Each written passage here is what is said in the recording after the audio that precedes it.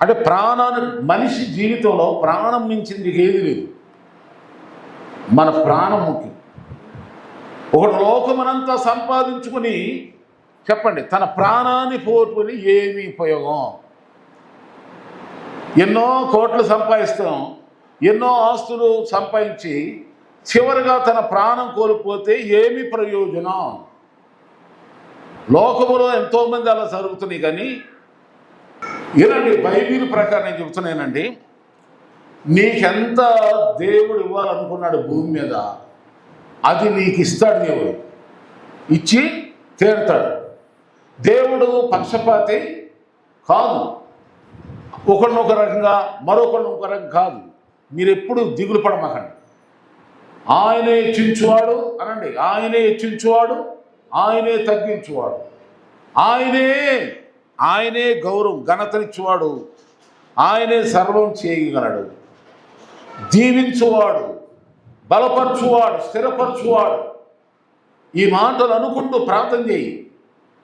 ప్రాణప్రియుడు యేసు ప్రభు. మనకి ప్రాణప్రియుడు అంటే మన కోసం ప్రాణం ఇచ్చేంత ప్రేమ కలిగిన వాళ్ళని ఏమంటాం చెప్పండి. మన కోసం ప్రాణం అయినా ఇవ్వగలిగిన వాళ్ళని ఏమంటాం? వాక్యం చదువుకుందాం. రోమీయులకు రాసిన పత్రిక 8వ అధ్యాయం 32వ వచనాన్ని మనం చదువుకుందాం. రోమీయులకు రాసిన పత్రిక 8వ అధ్యాయం 32లో దేవుడు మన గురించి ఇలా మాట్లాడుతున్నాడు. ఏనండి, తన సొంత కుమారుని అనుగ్రహించుటకు వెలితీయక మనందరి కొరకు ఆయనను అప్పగించిన వాడు ఆయనతో పాటు సమస్తమును మనకెందుకు అనుగ్రహింపడు? నాతో చెప్పండి మాటలో, తన సొంత కుమారుని అనుగ్రహించుటకు వెనుక తీయక మన అందరి కొరకు ఆయనను అప్పగించిన వాడు ఆయనతో పాటు సమస్తమును మనకెందుకు అనుగ్రహింపడు?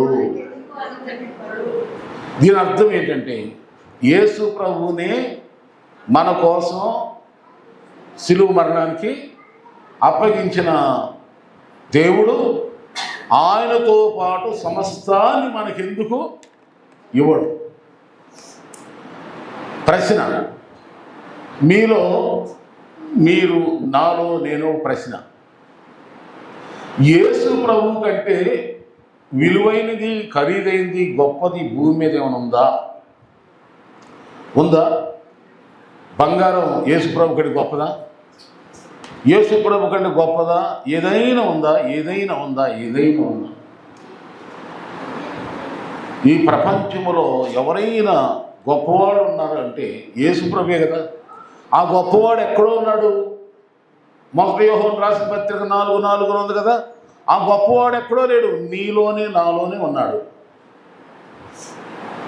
మీరు ఆ ధైర్యం, ఆ మాట మనం ఎంతో గ్రహించాం.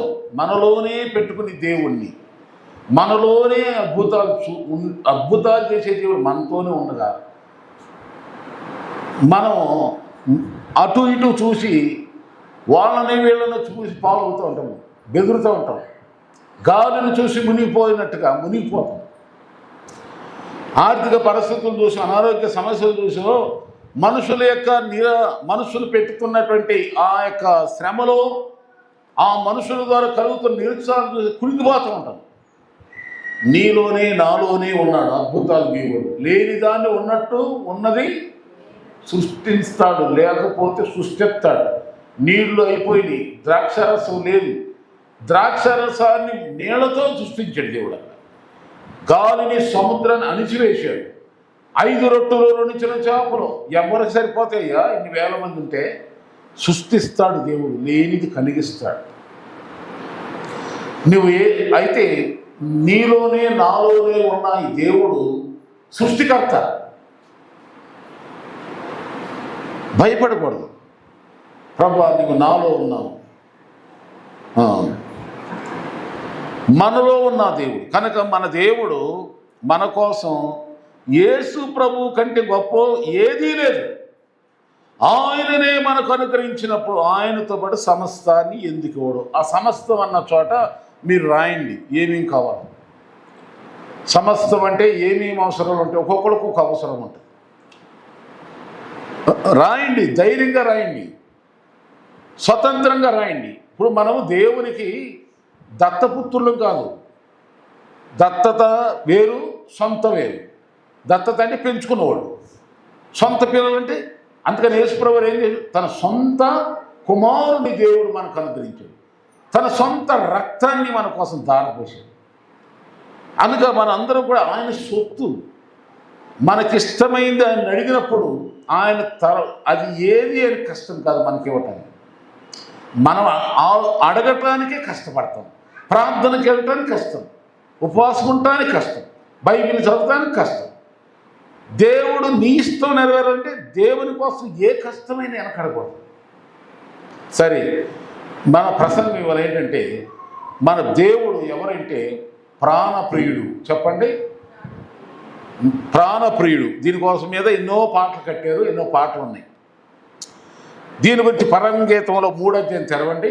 పరమగీతం గ్రంథంలో 3వ అధ్యాయంలో మొదటి నుండి కూడా మనం చదువుకుంటా వెళ్ళిపోతే అక్కడ 4వ వచనం నేను చదువుతానేనండి. చూడండి, నేను వారిని విడిచి కొంచెం దూరం పోగా నా ప్రాణప్రియుడు నాకు ఎదురుపడిను, వదిలిపెట్టగా నేను అతన్ని పట్టుకొట్టి నా తల్లి ఇంటికి అతను తోడుకొని వచ్చి నన్ను కనిన దాని ఇంటిలోనికి తోడుకొని వచ్చి.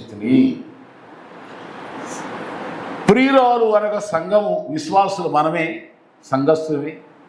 ప్రియుడు ప్రాణప్రియుడు. ఏ ప్రియుడినా మనందరికీ, ఒకవేళ నాకు నీకు ప్రాణ స్నేహితులు భూమి మీద ఎవరు లేకపోయినా మనందరికి ఒకళ్ళు ఉన్నారు. అందరికీ ఎవరైనా అది మర్చిపోమాకండి. ఆయనే మన ప్రాణ స్నేహితుడు, ప్రాణ ప్రియుడు. ప్రాణమునిచ్చినవాడు కనుక ప్రాణ ప్రియుడు. మాటలు చెప్పేవాడు కాదు, మాటలు కాదు, క్రియలు చేసి చూపించినవాడు. తన కుమారుని ఇవ్వటానికి ఎరుదిరిగిన దేవుడు. ఆయనతో పాటు సమస్తాన్ని ఎవరితో పాటిస్తాడు చెప్పండి? అనండి, మీకు అర్థమైనా చెప్తున్నానండి. ఎవరితో పాటిస్తాడు? ఎవరితో పాటిస్తాడు చెప్పండి? అలాగే మనందరం ఎవరి బిడ్డలు? మనం దేవుని బిడ్డలం కనుక ఆ దేవుడితో పోమటే అడగాలి ఏదైనా. అర్థమైందా? కారు కావాలా, ఇల్లు కావాలా, డబ్బు కావాలా, ఎవరితో పాటు రావాలని చెప్పండి? యేసుతో పాటు రావాలని. దేవుడితో పాటు. చాలా మంది ఎక్కడ పొరపాటు అవుతున్నారు. దేవుడు వద్దు, ప్రార్థన వద్దు, ఉపవాసం వద్దు, కట్టడలు వద్దు, నియమాలు వద్దు, నిబంధనలు వద్దు, ఎచ్చలబడిగా బతుకుతావు, దేవుడు ఆశ్రయించాలి. ఎట్టా ఆశ్రయిస్తాడు? మీ పిల్లలు అలా ఉంటే మీరు భరించలేరే, దేవుడు ఎలా ఊరుకుంటాడు? నీ మాటని పిల్లలని నువ్వు ప్రేమిస్తావా? మరి దేవుని మాట వినకుండా, ఆయనకి లోబడకుండా, ఆయన చెప్పినంత వినకుండా ప్రభో ప్రభో ప్రభా అయ్యా నిన్ను నమ్ముకుని మేము క్రైస్తవం, అయ్యో క్రిస్టియన్స్ అని పెట్టుకుని ఎవడికి లాభం? అది ఆయనతో పాటు సమస్తమును మనకెందుకోడు. బాగా గుర్తుపెట్టుకోండి. ద్రాక్షావళిని నేను, తీగలు మీరు. ఎవడు నా యందు నిలిచిండునో, ఎవడు ప్రార్థనలో నిలిచి ఉంటాడో, సాక్ష్యములో, క్రీస్తులో, ప్రార్థన దేవుల్లో నిలబడతాడు స్థిరంగా. బాగా ఉన్నప్పుడు ఎవడైనా నిలబడతాడు, కష్టాలు ఉన్నప్పుడు ఎవడైనా నిలబడతాడు. కష్టాలు తీరుతున్నప్పుడు. కానీ శ్రమలలో నిలబడాలి, పరీక్షలలో నిలబడాలి. ఈ స్థిరంగా కష్టాల్లో నిలబడ్డ ఉన్నప్పుడే దేవుడు ఆశ్రయిస్తాడు. శిష్యులందరిని చూసన్నాడు, నా శోధనలో, నా శ్రమల్లో నిలిచున్నది మీరే కనుక ఇదిగో మిమ్మల్ని సింహాసనాల మీద కూర్చోబెడతా అంటాడు యేసుతో. ఆమె ఆయన అంటే జనజమూహం వచ్చారు, రొట్టెలు తిన్నారు, ద్రాక్షరసం తాగారు, ఎన్నో స్వస్థతలు పొందారు, సత్యనారాయణ బతికారు. అందరిని అలా మాట దేవుడు.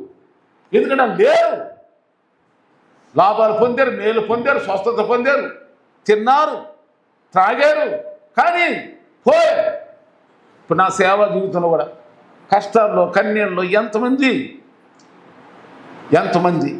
ఏ ఆదాయం లేనప్పుడు, జీరో బ్యాలెన్సు, సరైన ఆహారం అనకూడదు, సరైన వస్త్రం లేని సమయాల్లో ఎంతమందిని మేము నిజంగా వాళ్ళందరూ కృతజ్ఞత కలిగి ఉంటే ఈరోజు ఇదిగో ఈ చర్చి ఇక్కడ నిండి బయట కూడా ఉంటారు. ఇక్కడ నిండిపోయి బయట కూడా కూర్చున్నా చాలా ప్లేస్. సరే, నేను అనుకుంటాను అరణ్యంలో మన్నాను తినిపించిన దేవుడు, బండలో నుండి నీరు కురిపించిన దేవుడు, పూరేళ్ళు తిన్నంత ఇచ్చిన దేవుడు, ఆ దేవుడినే మర్చిపోయారు ఆ రోజుల్లో. అంత గొప్ప దేవుడినే మర్చిపోయి అరణ్యంలో తెచ్చారు. ఇక నాదే వదిలిపోని. యేసు ప్రభు ప్రేమతో ప్రేమించే ఆ ప్రేమను గుర్తు చేసుకున్న వాళ్ళ దేవుని కృప పొందుకుంటారు, వస్తారు. ఆ మనస్సాక్షి లేని వాళ్ళు ఎవరు మార్చలేము అలాంటి దేవుడితో. నేనెంత బాధపడినా అలాంటి వాళ్ళ గురించి నాకు బాధ తప్ప ఏమి ఉండదు.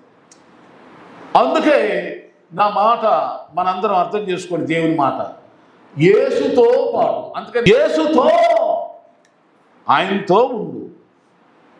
యుగ సమాప్తి వరకు సదాకాలం నేను మీతో కూడా ఉన్నాను కనుక మీరు సర్వలోకమునికి వెళ్ళి సర్వ ప్రజలకందరికీ నా గురించి మీరు చెప్తా బ్రతకండి. నేను మీ గురించి నేను ఆలోచిస్తాను, మీకేం కావాలో అన్నీ నేను ఇస్తా అని యేసయ్య చెప్పాడు. నువ్వు దేవుల్లో నడుస్తున్నావు, ప్రాంతంలో ఉన్నావు, రక్షణ పొందావు. నీ కష్టం నష్టం చూడలేని దేవుడు కాదు ఆయన. ఎందుకో కొద్ది రోజులు అవుతున్నాడు, చూస్తున్నాడు నిన్ను. నువ్వు స్థిరపడిగా ఉంటావో లేవో, నమ్మకంగా ఉంటావో లేదో, యథార్థంగా ఉంటావో లేదో, నీలో నమ్మకత్వం, నాలో నమ్మకత్వం, యథార్థత చూసి దేవుడే మనల్ని ఆశ్చర్యకరంగా పైకి లేపుతాడు. దేవుని స్తోత్రం చెప్పండి గట్టిగా. దేవుడు మహిమ పొందునుగాక. నేను నీ వల్ల తగిన కాలం ముందు ఆయన హెచ్చించే వరకు ఎట్లా ఉండే చెప్పండి. ఆయన బలిష్టమైన చేతి కింద రిక్తులుగా ఉండాలి, తగ్గించుకోవాలి. దేవుడు హెచ్చిస్తాడప్పుడు. కనుక ఇక్కడ మన ప్రాణప్రియుడు యేసు ప్రభువారు 3 విషయాలు చెప్పి నేను ముగిస్తాను. ఒక మాట చదవండి. యోహాను పత్రిక, 1 యోహాను పత్రిక 3:16 తెరవండి ఒకసారి. 1 యోహాను పత్రిక 3:16 ఏముందండి? ఆయన మన నిమిత్తము తన ప్రాణము పెట్టెను గనుక దీని వలన ప్రేమ ఎట్టిదని తెలుసుకొనుచున్నాము. మనము కూడా సహోదరుల నిమిత్తం మన ప్రాణములను పెట్టబద్దులమై ఉన్నాం. అంటే మొదటగా దేవుడు ప్రాణమిచ్చి ప్రేమించాడు మనందరినీ. మనం చాలామంది ప్రేమిస్తున్నాం, నిన్ను ప్రేమిస్తున్నాం అంటారు. దేవునికి మహిమ కలుగాక. దేవుని బిడ్డలారా, దేవుడు నిన్నంత ప్రేమిస్తున్నాడు, మనందరిని ప్రేమించు. ఆయన ప్రాణం ఇచ్చాడు కనుక ప్రాణప్రియుడు. ప్రపంచంలో దేవుళ్ళు దేవతలు అనబడిన వాళ్ళ గురించి ఎంతోమంది గురించి వింటున్నాం. మనలో కూడా క్రిస్టియానిటీని కూడా మరియమ్మను పూజించేవాళ్ళు కూడా ఉన్నారు. యేసుప్రభు తల్లిని మరియమ్మను గౌరవించవచ్చు కానీ పూజించకూడదు. ఎందుకంటే ఆమె తల్లి. ఆమె యేసుప్రభుని దేవుణ్ణి పూజించింది. ఆమె యొక్క సామాన్యమైన దేవుని కృప పొందుకున్న ఒక కన్యకంతే. వినండి, ఒకవేళ మరియమ్మ గారు కానీ మనందరి కోసం ప్రాణం ఇచ్చారా? మన కొరకు సిలువేయబడింది ఎవరు?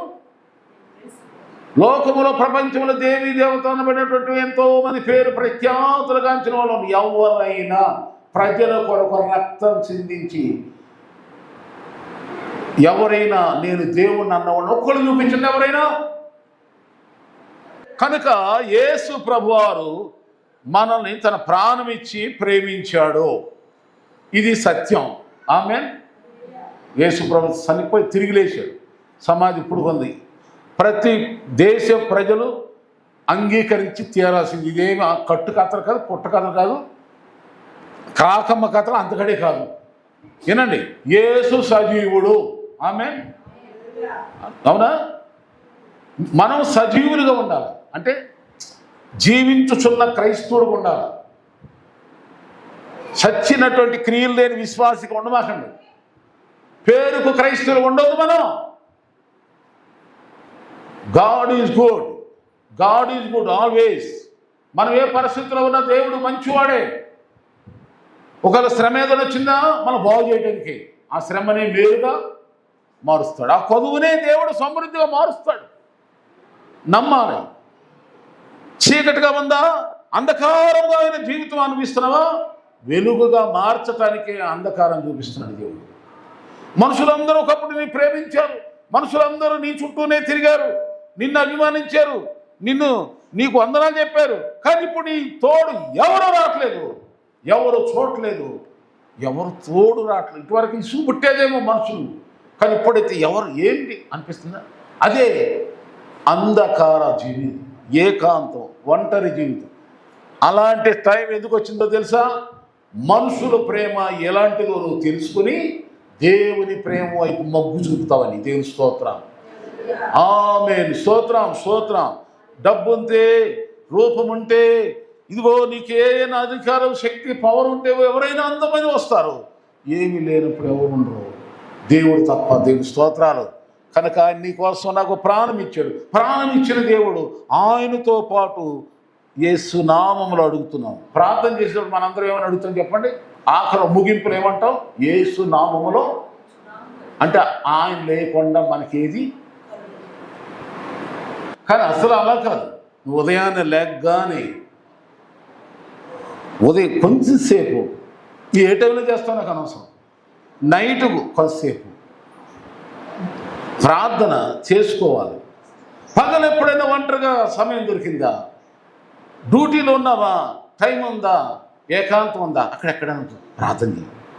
ఆ కంపెనీకి ఆశీర్వాదం, ఆ కంపెనీలో ఉన్నందరూ రక్షణ పొందుతారు. దేవుని స్తోత్రం. నువ్వు ప్రార్థన చేస్తే చాలు, ఏం అవసరం. ప్రార్థనకు అంత పవర్ ఉంది.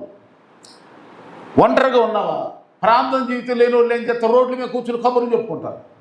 ప్రార్థన ఉన్న వాళ్ళు ఏం చేస్తారంటే టైం ఉంది కదా, హృదయంతో చేసుకోవాలి అని బైబిల్ చదువుతో ధ్యానం చేసుకుంటారు. మీరు నమ్మండి. మరి యేసు ప్రభు వారు ప్రాణం ఇచ్చిన దేవుడు, గుర్తుపెట్టుకోండి. ప్రాణప్రియుడు, ప్రాణం ఇచ్చిన దేవుడు, అట్లా ఉంచుంది. ఇక రెండవదిగా మనకి విశ్వాసుల కోసం అనగా మీ రక్షణ పొంది, వినండి, రెగ్యులర్గా బాప్తిస్వం పొందిన వాళ్ళు సంఘములో సహవాసంలో ఎడతెక్కకుండా ఉండేటువంటి విశ్వాసుల నుంచి అపోస్తలుడైన పౌలు గారు దైవజనుడు ఏమంటాడు చూద్దామండి. మొదటి దశలోని 2:8 తెరవండి. విశ్వాసుల గురించి సేవకుడు ఎలా ఉంటాడో చూద్దాం. ఏ విశ్వాసులు? పండగ క్రైస్తవుల గురించి కాదు ఈ మాట. ఇష్టం వచ్చినట్టు ఇష్టలుడిగా బతికే వాళ్ళ కోసం కాదు. రెగ్యులర్గా అపోస్తలుల బోధలో, ప్రార్థనలో, సహవాసములో ఎడతెగక ఎవరైతే ఉంటారో నమ్మకమైన విశ్వాసులు, అలాంటి బిడ్డల గురించి సేవకుడు ఎలా ఉంటాడో చూద్దాం రండి. మొదటి తెస్సలోనికైతే 2:8 రండి. మీరు మాకు బహుప్రియులై ఉంటిరి గనుక మీ యందు విశేషాపేక్ష గలవారమై దేవుని సువార్తను మాత్రమే గాక మా ప్రాణములను కూడా మీకు ఇచ్చుటకు సిద్ధపడి ఉన్నాం అంటాడు. అంటే ఇప్పుడు దేవుడు మనకిచ్చి ప్రాణము ఇచ్చి మనం కొన్నాడు. మరి రెండవది ఎవరంట? ప్రాణానికి తెగించినటువంటి వాళ్ళనే దేవుడు తన సేవకు ఏర్పాటు చేసుకుంటాడు. అందుకని పేతురు అంటాడు, నన్ను ప్రేమిస్తున్నావా? అయితే నన్ను ప్రేమించడం ఎలాగంటే నా గొర్రెలను మేపు, నా గొర్రెల్ని కాయి. అది అంటే మేము మిమ్మల్ని కాయుట, మేపుట, వాక్యముట, మేపుట, ప్రార్థనతో కాయుట. అర్థమైందండి?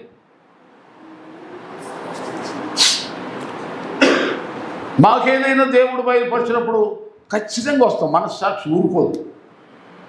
మీరు చెప్పబోయిన మీరు ప్రత్యేకంగా దైవజనులు పిలవాలి, మన ఇంటికి రావాలి అనుకుని పిలిస్తే అది వేరే విషయం. మాకు దేవుడు ప్రేరేపించి ఫలానా గృహం దగ్గర ఫలానా చూపిస్తాడు, వెళ్ళమంటాడు, వెళ్తాం, వచ్చేస్తాం. లేదా ఫోన్ అయినా చేస్తాం. ఇప్పుడు ఫోన్లో వచ్చింది కనుక. ఎందుకంటే మీరు మాకు బహు ప్రియులై, చెప్పండి, బహు, నమ్మండి నమ్మకపోండి. దేవుని సేవకుడిగా చెబుతున్న విశ్వాసులారా, మీరు ఒక క్రమమైన విశ్వాసులైన మీరు ఒక పద్ధతి కలిగిన వాక్యానుసారం నడిచే వాళ్ళ గురించి మాటలు, మీరు బహుప్రియులు మాకు సేవకులు. ఇంకోటి చూడండి, ఫిలిప్పీ పత్రిక 2:29-30 ఉంటుంది.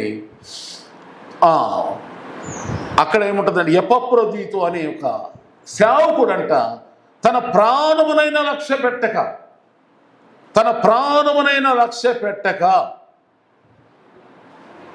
సంఘం కొరకు, విశ్వాసుల కొరకు పరిచర్య చేసేయడం ఉంటుంది.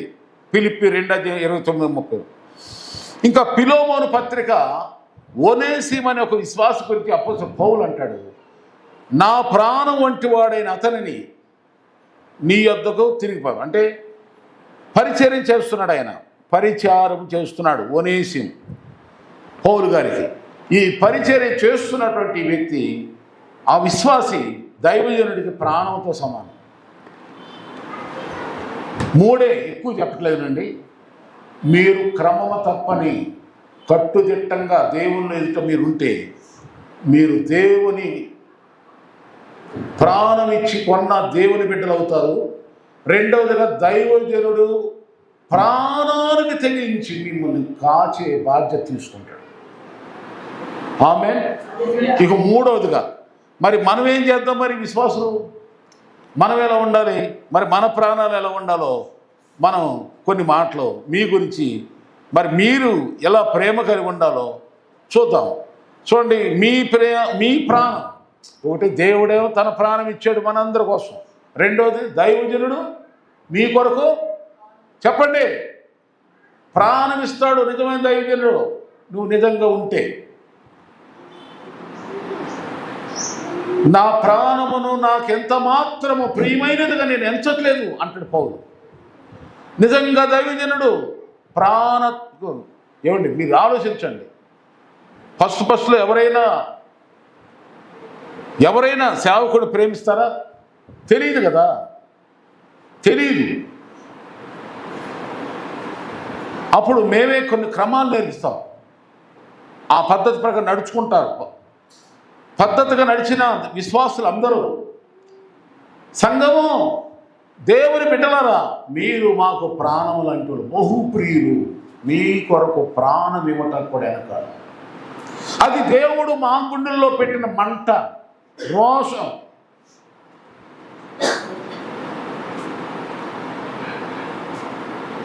ఎందుకంటే యేసుక్రీస్తు దేవుడు ప్రేమతో ప్రాణం పెట్టి సంపాదించిన సంఘం. తన రక్తంతో కొన్నాడు, తన రక్తంతో కడిగాడు. అలాగే బల్లారాధన తీసుకునేటప్పుడు కూడా మనం ఏమని అంటాం చెప్పండి? ఇదిగో మీకేమి ఇస్తాం? అప్పుడు ఓ రొట్టె ఇచ్చేయమంటాం, ఓ రొట్టె ఇచ్చేయమంటున్నాం, ఇది ప్రభు. ఒక ద్రాక్షరసం ఇచ్చేయమంటున్నాం, ప్రభు రక్తం. యేసు రక్తంను త్రాగుచున్న బిడ్డలు మీరు, యేసు రక్తంతో కొనబడి కడగబడిన బిడ్డలు మీరు. ఆయన రక్తాన్ని మించిన విలువైంది ప్రపంచంలో ఎవరున్నారు? ఆ విలువైన వెనకట్టలేని రక్తంతో కడగబడి కొనబడి ఆ రక్తము త్రాగుచు, ఆ రక్తాన్ని గురించి లోకమందు సాక్షులుగా నిలుస్తున్న నీకంటే విలువైన వారు, ప్రియులైన వారు ఈ భూమి మీద మాకు ఎవరూ లేరు. దేవుడిచ్చినట్టు విలువైన వారు మీరే. మీ కొరకు మా ప్రాణం ఆప్టాలు. దేవుని స్తోత్రం. ఇది లేఖనాలు చెబుతుంది. చాలామంది తెలియక అనుకుంటారు పాస్టర్ గారు అంటే ఏదో ఇస్తారు. అది దేవుని కొరకు ఇచ్చి దేవుని ఆశలో పొందుకొని బైబిల్ చెప్తున్నారు. అది వేరే రూటు. నా బాధ్యత. ఎవరైతే యేసయ్య అన్నాడు, నా గొర్రెలు నా స్వరం వినును, నా గొర్రెలు నా స్వరం వినును, అవి నన్ను ఎప్పుడు విడవు. నన్ను ఎంబడిస్తే నా స్వరం ఏమంటే నన్ను ఎంబడిస్తే ఇటు వెళ్ళవు. దొంగలు ఏమిటి వెళ్ళవు, దోసుకునే వాళ్ళు ఏమిటి వెళ్ళవు, సాతాను వెంబడించరు నా గొర్రెలైతే. అప్పుడప్పుడు మన కన్నా పిల్లల గురించి మనందరం ఎప్పుడైనా ఈ మాట అంటానే ఉంటాం. నిజంగా నువ్వు నా కొడుకైతే, నా కూతురైతే నా మాట వింటాడు. లేదా నా కొడుకే కాదనుకుంటా అంటావా లేదా? నువ్వు 9 మాసాలు వేదంతో మోసి కన్నా తల్లి అంటుందన్నమాట. అలాగే దేవుని బిడ్డలారా, దేవుని రూపంలో దేవునిలో ఉన్న బిడ్డలారా, రక్షణ పొందిన బిడ్డలారా, దేవుని చేత నియమించబడి ఏర్పరచబడి దేవుని చేత పిలువబడి దేవుని కొరకై ఆశతో దేవుని పైన విశ్వాసంతో దేవుని సన్నిధికి వస్తున్న బిడ్డలారా, మీరు ఎంతో ప్రియులు, ఎంతో విలువైన, ఎంతో విలువైన. మీ కొరకు ప్రాణమైన ఇవ్వటానికి సిద్ధంగా ఉంటేనే దేవుని సేవకు పిలిచాడు మమ్మల్ని. అలాంటి తీర్మానం చేసుకుని వైరాగ్యముతో కరువైన కష్టమైన బాధ అయినా ఎవరు మమ్మల్ని అర్థం చేసుకోలేకపోయినా దేవుని సంఘాన్ని బిడ్డలను ప్రేమిస్తాం. అందులో మళ్ళా మరొక్కసారి చెప్తున్నా, దేవుడు మన కోసం ఏం చేశాడంటే ప్రాణము అర్పించాడు. ఆయనతో పాటు అన్నీ మనకు ఇస్తాడు. 2, దైవజనులు అయిన మేము ప్రాణానికి ప్రాణంగా మిమ్మల్ని ప్రేమిస్తున్నాం. ఆమేన్. దేవుని స్తోత్రం. ఇంకా మరి అది తెలుసుకోవాలి. ఇక విశ్వాసులు ఎలా ప్రేమించాలంటే నేను చదివించిన రోమపత్రిక 16వ అధ్యాయంలో 1 నుండి 13 వచనాల వరకు ఉంటుందండి. పెద్ద వచనాలు. ఇక్కడ అపోస్తలుడైన పౌలు గారు కొంతమంది పేర్లు రాస్తాడు. ఆ పేర్లలో కొన్ని పేర్లు చదువుతాను చూడండి. పీబే అంటాడు, ప్రిస్కిల్లా, అకుల్లా, ఇంకా పెర్సిసు, రూపు యొక్క తల్లి అని ఈ 16వ అధ్యాయం 1 నుండి 13 వచనాల వరకు మీరు చదివితేనే అన్నీ మనకు వస్తాయి. అయితే వీళ్ళందరూ అంటే ఎలా ప్రేమించారంటే వారు నా ప్రాణము కొరకు, దైవజనుడు అంటున్నాడు, వారు నా ప్రాణము కొరకు తమ ప్రాణములు నిచ్చుటకైనను తెగించిరి. 16వ అధ్యాయం 4వ వచనం, 12వ వచనం, 13వ వచనం, ఆ వచనాల్లో ఈ మాట ఉంటుంది. వారంటే ఎవరు? అక్కడున్న అకుల్లా, ప్రిస్కిల్లా, పీబే, ఇంకొంతమంది పేర్లు. ప్రియురాలకు పెర్సిస్ అంట, రూప్ అంట, ఆమె తల్లి. కొందరు తల్లి లాంటి ప్రేమ, కొందరు ప్రియులైన వారుగా, కొంతమంది జత పనివారుగా, ఏదో కాసేపు నేను మొత్తం టీ అన్నాడు. అలా దైవజనుడు సాక్ష్యం చెప్తున్నాడు. వాళ్ళు నా కొరకు తన ప్రాణములను ఇచ్చుటకైనా తెగించిరి. విశ్వాసం. దేవుని స్తోత్రం. తర్వాత మనం ఇక్కడ చూడండి, యోబు గ్రంథం 9:21 ఏముంటుందంటే, యోబు గ్రంథం 9:21 రండి. నేను యథార్థవంతుడై నా యందు నాకు ఇష్టము లేదు, నేను నా ప్రాణమును తృణీకరించుచున్నానంటాడు యోబు 9:20. ఎందుకన్నాడు ఈ మాట అంటేనాడు? దేవుని ద్వారా శ్రమలు వచ్చినాయి ఈయనకి. వినండి, సైతాను దేవుని పర్మిషన్ అడిగి యోబును శ్రమ పెట్టాలి, బాధ పెట్టాలి, నష్టపరచాలి, కష్టపెట్టాలి అని దేవుణ్ణే అడిగింది పర్మిషను. దీన్ని బట్టి మనం ఏమర్థం చేసుకోవాలి? మనకేదన్నా శ్రమ వచ్చినా, కష్టం వచ్చినా, నష్టం వచ్చినా, బాధ వచ్చినా దేవుని పర్మిషన్ లేకుండా రావు. వినండి, దేవుని పర్మిషన్ లేకుండా రావు. మందిరానికి ఎవరైనా వచ్చారంటే దేవుని చిత్తమైన వాళ్ళే వస్తారు ఇక్కడికి. దేవుని చిత్తం కానోళ్ళు వాళ్ళు నా సొంత వాళ్ళైనా నా రక్త సంబంధులు రాకూడదు. ఆమేన్. అది నేను నమ్ముతా. ఇటువరకు మా గుంపులు వచ్చి పడేవాడు. నేను అప్పుడు అంత పెద్ద గ్రహింపడదు. కాలక్రమాన నేను గమనించింది ఏంటంటే, దేవుని చేత ఎన్నుకున్నబడి వాడు, దేవుని చేత ఆయన ఏర్పాటు ఉన్న వాళ్ళని దేవుడు నాకు ఇస్తాడు. వాళ్ళనే నడిపిస్తాడు. వాళ్ళని నేను కాపాడుకోవాలి, నడిపించుకోవాలి. మరి ఇక్కడ యోబుకి శ్రమ వచ్చిందండి. ఆయన ఏమంటాడు చూడండి, ఏమిటి ఇంత యథార్థంగా ఉన్నాను, న్యాయవంతుడుగా ఉన్నాను, భక్తిపరుడుగా ఉన్నాను, నాకెందుకు ఈ శ్రమ? అసలు దేవుడు ఉన్నాడా అని దేవుణ్ణి ఒక్క మాట కూడా అనలేదంట. ఇంకేమంటున్నాడు చూసారా?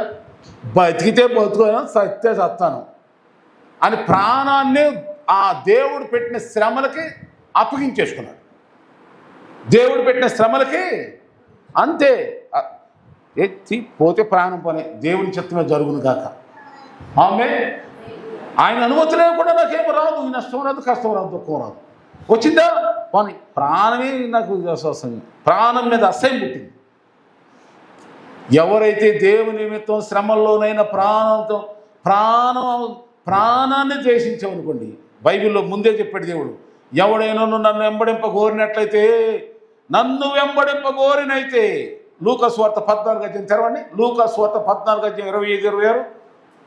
లూకాసు వార్త 14వ అధ్యాయం 26లోకి రండి.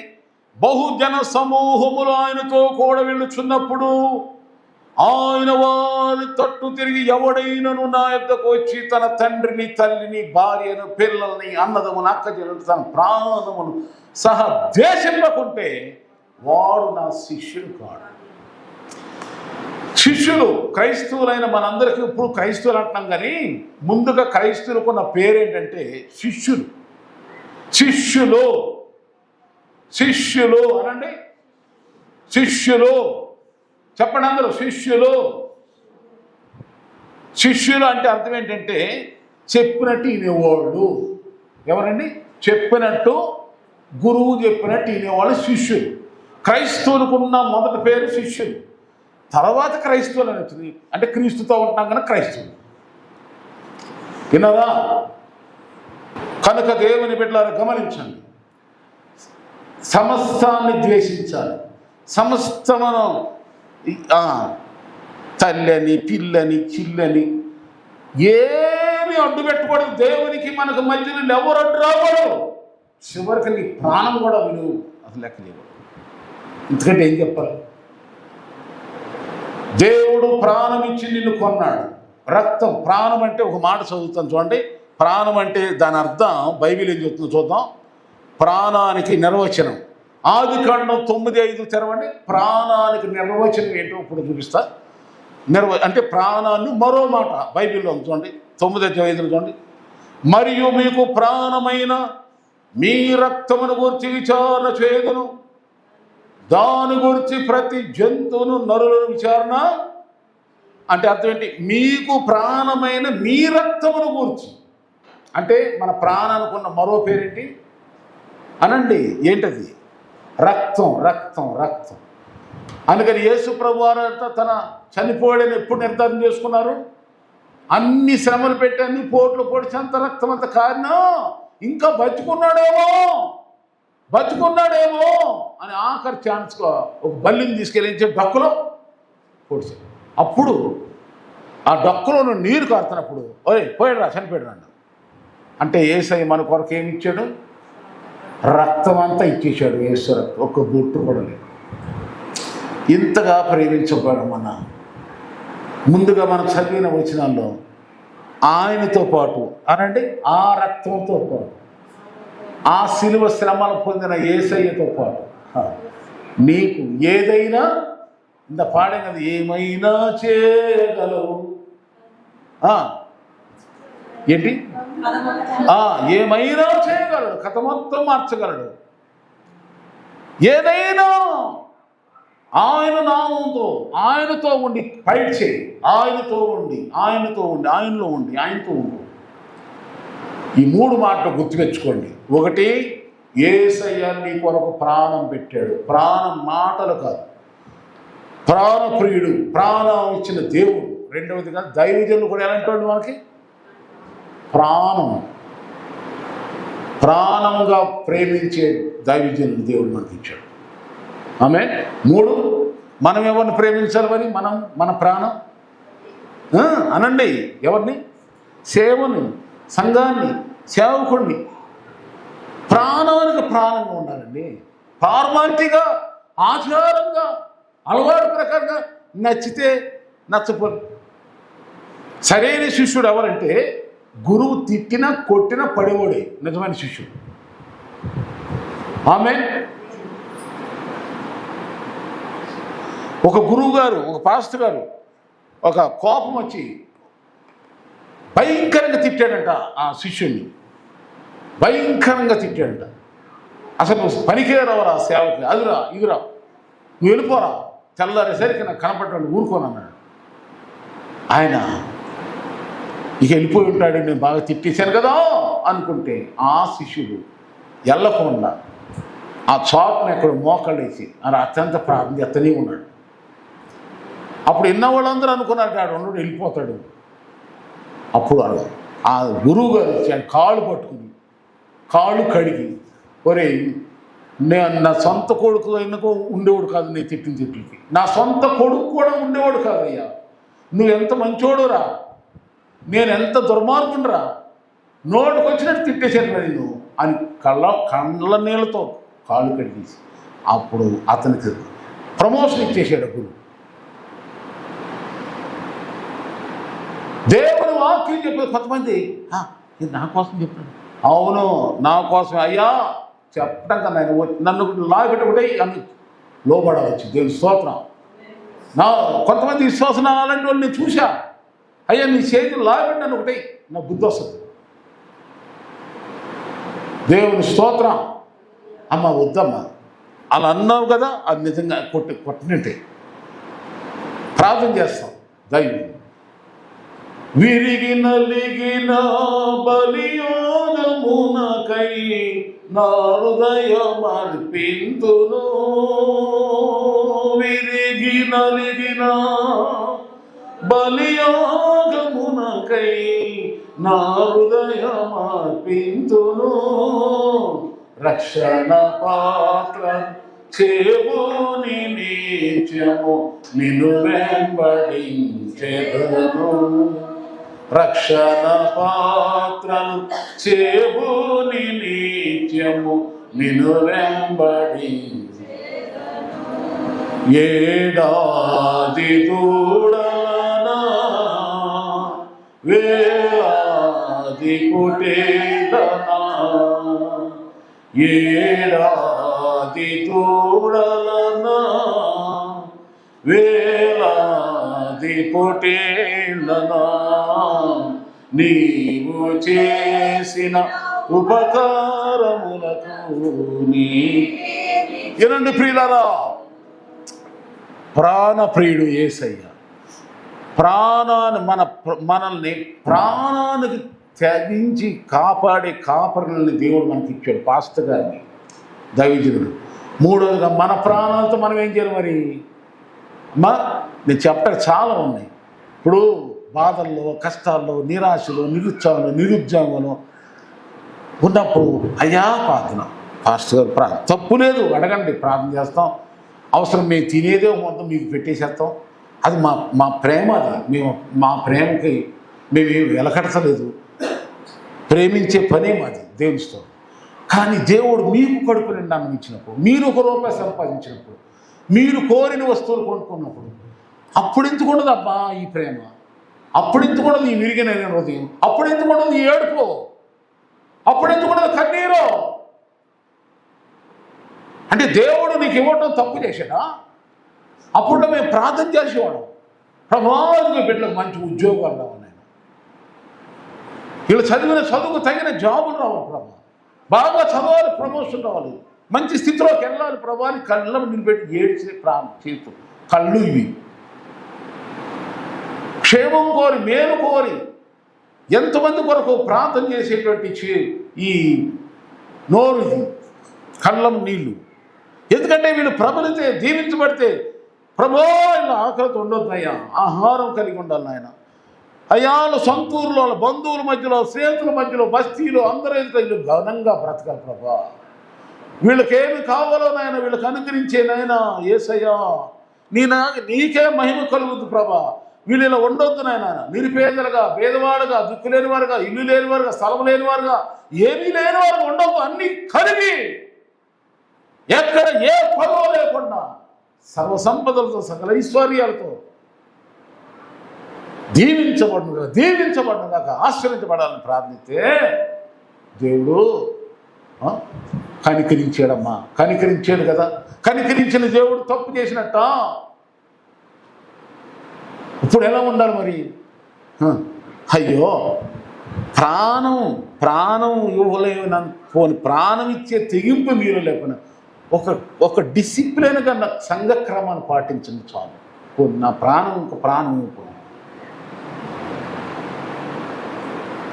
దేవునికి స్తోత్రం కలుగాక. హల్లెలూయా, ఆమేన్. కనుక దేవుని బిడ్డలారా అలా ఉండండి. ఓ భక్తులు అంటారు 103వ కీర్తన, నా ప్రాణమా యెహోవాను సన్నుతించుము, నా అంతరంగంలో సమస్తమా ఆయన పరిశుద్ధనం. అది మేలు జరిగినప్పుడు, ఉపకారం చేసినప్పుడు దేవుణ్ణి అలా సన్నుతించండి. అయితే ఒకడు ఏమంటాడంటే 12 లూకాసు వార్తలో అంటాడు దుర్మార్గుడు. ఆడేమంటాడు, అనేక సంవత్సరాల మటుకు సరిపోని ఆస్తి నాకు ఉందే, అందుకని ఆడేమంటాడు, నా ప్రాణమా తిను, త్రాగు, సుఖించు, తాగేసేయి, కొనేసుకో, నీ ఇష్టం వచ్చిన బట్టలు ఇష్టం వచ్చినట్టు వేసేయి, బ్రతుకు అని అంటున్నాడు. ఒరే ఎర్రోడా, ఈ రాత్రి నీ ప్రాణం అడుగుతున్నాను రా, నీ కూడబెట్టింది ఏమైందిరా అన్నాడు దేవుడు. వెళ్ళిపోయాడు. అందుకని దేవుడు ఏమన్నాడంటే అక్కడ, దేవుని ఎదుట ధనవంతుడు కాక తమ కొరకే ధనమును కూర్చుకున్నవాడు అలాగే వస్తాడు. ఆమేన్. చెప్పండి చెప్పండి, దేవుని స్తోత్రం. కొంతమంది అనేక మంది దాతృత్వం కలిగిన దేవునికి ఇచ్చే బిడ్డలు ఏమంటారంటే, అయ్యా ఈ రోజు నీ ధనం కలిగి ఉంటా కారణం, ఈరోజు ఈ కంపెనీని కలిగి ఉంటా కారణం, ఈరోజు కోట్లు సంపాదించే కారణం దేవునికి నేను ఇవ్వాలని దేవుడు నన్ను ఇలా ఆశ్రయించాడు. ఆమేన్.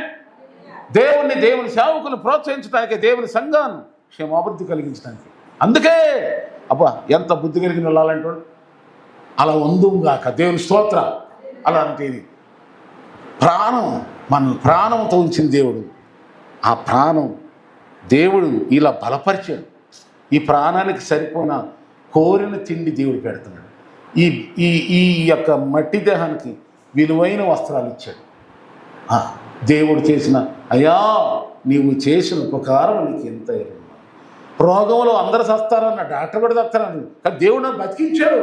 అయ్యా బ్రతుకుట క్రీస్తే సావైనా మేలే అని దేవునికి పాటలు పాడుకుంటా, ప్రార్థన చేసుకుంటా, ఇంకా సంతోషంగా దేవుని కోసం, దేవుడిచ్చిన ఆరోగ్యంతో, ఆస్తితో, అన్ని విధాల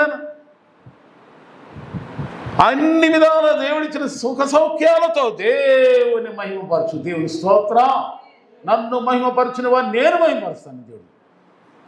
కనుక పెదాలతో వద్దు, ప్రాణం ఇచ్చిన దేవుడు ప్రాణాన్ని తెగించి కాచి కాపాడే కాపరుని దేవుడిచ్చాడు. నీ కుటుంబాన్ని ఆశ్రయించునుగా.